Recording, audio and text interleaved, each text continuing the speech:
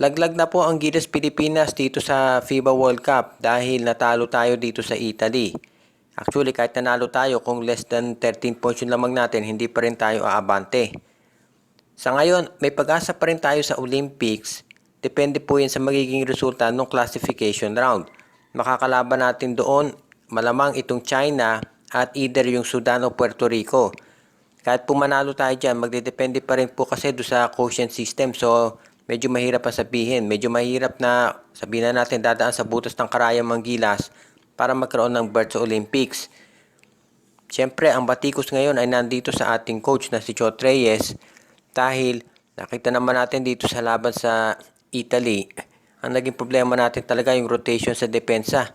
Ibang klase yung ball movement ng Italy, pero ganun pa man sinabi ni Kiefer Ravena na hindi dapat sisihin si Coach Chot Reyes at maglalaro daw siya dito hanggang sa huli. Alam natin lahat na itong si Coach Chot Reyes na babatikos talaga dahil sa style ng pagko-coach niya.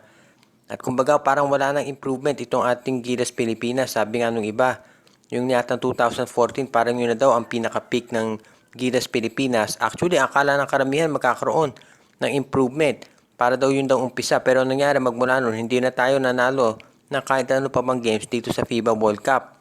Dahil dito lumalakas na yung panawagan na mag-resign si Coach Chot Reyes, pero meron pa rin mga naniniwala sa kanya, katulad dito si Kiefer Ravena, na sinabi na dapat bigyan ng pagkakataon dito si Coach Chot Reyes na ipakita kung ano ang kaya ba niyang gawin. At siyempre magdidepende lahat yan sa desisyon ng SBP at ng mga leaders ng ating Gilas Pilipinas. Hindi pa tapos yung torneo dahil meron mga classification phase. Pero kailangan na natin paghandaan yung future ng ating koponan para yung ganitong resulta ay hindi na mauulit at maging mas maganda performance. Sa ngayon, usap-usapan na baka kinakailangang mag-revamp dito sa Gilas Pilipinas. Ang dami nga nagsasabi, unang-una kulang daw tayo sa mga outside scorers sa 3-point shooters. Kinakailangan din daw ng mga additional ball handlers at mga iba pang big men siguro. Ang medyo mahirap kasi actually, dapat kasi maaga pa lang yung pagpili natin, hindi yung last minute preparations. At syempre, kailangan mag-decide kung si Jordan Clarkson ba talaga yung magiging ating kumbaga import. Marami namang ibang players na pwedeng kunin.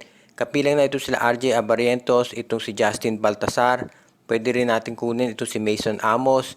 Maraming iba pa, ito si Cal Tamayo. Tsaka yung iba nating mga players na naglalaro sa ibayang dagat, katulad dito sila Matthew Wright. Kaya kung pag-uusapan naman yung mga players na available, marami tayong pwedeng pagpilian. Ang tanong na lamang ay kung ano ang gagawin natin at kung kailan ito uumpisahan. Kasi ang importante dito sa Gilas, kinakailangan, paulit-ulit na sinasabi pero kailangan talagang kumbaga ma-hammer home ito na yung long-term preparation. Hindi po pwede. Nakatulad nung nangyari dito, 2 practice lang si Jordan Clarkson doon sa kanyang kupunan bago sila nagsimula maglaro. Hindi po pwedeng ganun. Dahil syempre, kinakailangan, kapag nagpa-practice ka ay yung pangmatagalan para alam na ng mga teammates mo yung laro mo. Hindi naman po pwede na puro one-on-one plays na lamang. At kung sakaling hindi mag-fit yung schedule ni Jordan Clarkson at hindi siya makapupunta dito ng maaga para sa Gilas, abay, dapat mag-isip na ng mabuti itong ating Gilas kung siya ba talaga ang pwede natin na maging tinatawag na natural na import. Dahil hindi po pwede naman siguro na kung long-term yung preparation mo sa Gilas, pagkatapos si Jordan Clarkson darating na dito magpa-practice ng 2 beses, mahihirapan talaga tayo. Kitang-kita na nga natin yung naging resulta na karamihan ay isolation plays at nito lamang mahuling laro, nagpakita ng teamwork si Clarkson. Sinabi nitong si Jordan Clarkson sa isang panayam pagkatapos noong matalo tayo dito sa Italy na medyo kakaiba nga o medyo weird daw yung nangyayari na naririnig niya na binubu itong si Coach Chot Reyes. Sinabi ni Jordan Clarkson na parang ngayon lang daw siya nakarinig ng gano'n dahil tayo yung host country.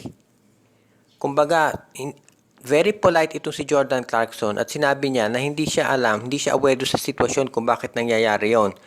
Pero sinabi niya na medyo unusual nga at actually kahit hindi na niya sabihin, parang apektado na rin siya siguro dahil saan ka nga naman nakakita na merong home court advantage pero binubu yung coach.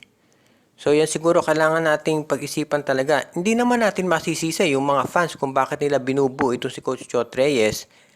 Dahil syempre nga yung performance ng Gilas, particular na dito sa laban natin sa Angola, yun ang malaki talaga eh. Dito sa Italy naman, Actually, mas maganda yung nilaro natin kung titignan ninyo dahil number 10 sa buong mundo itong Italy at 7 points lang ang lamang sa atin. Ang naging sayang talaga yung laro natin sa Angola dahil maraming naniniwala yung talaga ang team na dapat tinalo ng Gilas. Dahil nga sa ganda ng performance ng iba nating players sa Dominican Republic, dapat ay tinalo na natin itong Angola. Pero yun nga ang nangyari, wala rin nangyari nung bandang huli. Kaya syempre, hindi rin natin masisisi yung mga fans kung bakit binubuo si Chot Reyes. At actually, nagsimula pa yung pagbubuo na yan dahil nga doon sa nangyari doon sa Southeast Asian Games. Alam na natin yon. At yung mga iba pang experiences sa nakaraan kung saan parang lumalabas na parang hindi talaga fit itong si Coach Chot Reyes sa pagiging international coach. Siyempre si Jordan Clarkson bilang isang player, nakafocus siya doon sa laro, hindi doon sa mga nangyayari outside the court. Kaya siguro sa susunod, kinakailangan talagang pag-isipan na natin kung ano ba ang gagawin dito sa coaching situation para yung mga players ay hindi naapektuhan doon sa naririnig nila.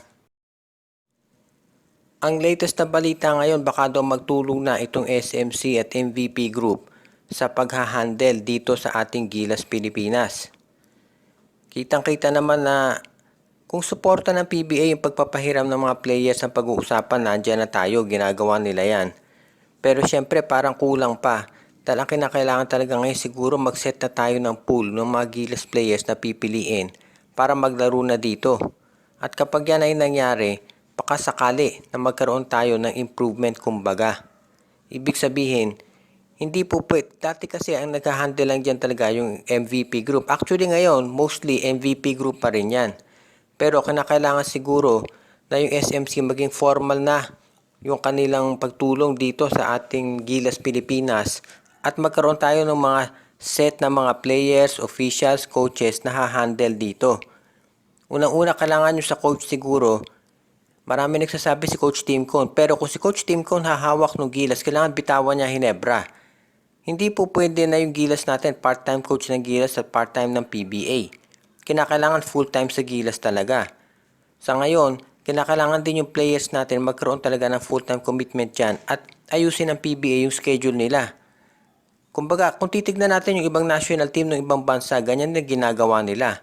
Kaya, kinakailangan kung gusto nating mag-compete sa mga world-class level na basketball teams, ganyan din dapat ang gawin natin at gawing priority ang Gilas at ayusin yung schedule ng PBA at ng mga players. Yan lang ang paraan siguro at kailangan mag-isip tayo ng long-term solution dito. Mahirap kasi kung inyong matatandaan, hindi natin alam kung kailan darating noon si Clarkson at itong si Kai Soto nga matagal ding hindi nakapag-practice. So kinakailangan ayusin to lahat. Ngayon pa lamang para sa mga susunod na torneo ay maging masanda ang Gilas Pilipinas. Shout out kay Ronelyn Joy Macuña, Rhea at Teresa Nacional. Binabati din natin si Jonathan Iloso, Toto Mamon, Rosemay Genelo, Margo at Gabriel Ugtea, John Marcantos, Jason Mendoza, Donald Santiago, Edwin Carmona Jr., Ireneo Salangsang Family, Judy, Edwina, Shaina, Jaira, Carl at Joanna Villarosa, Joshua Giray, Espejo at Rosales Family, Joseph Pineda, Brian Andres, Junicio Mercado, Myron Almosa at Balyete Family, RG Bueno at Dalina Family, John Ray at Jordan Di Malanta at Sid Maria, Ronald Barbosidad, Rico Olarte at si Kagawad Katsakino Dukusin at Reden, Elena, Laila at Bonbon Lansang.